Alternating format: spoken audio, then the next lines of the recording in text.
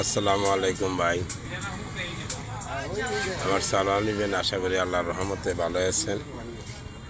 ভালো থাকা আমার কামনা। দেখছেন নি এই যে বুটমুড়ি বাজে কেউ গাল দিয়া দাবড়ে আলে দিয়ে পড়েছি। আর মায়ের রমজান ভাই, সবাই রোজারি থাকবেন, একটা রোজা ভাঙবেন না ভাই। বৎসরের একবার আল্লাহ পাক রাব্বুল আলামিন এই রোজা দিছে না, মানুষকে পরীক্ষা করতে এসে।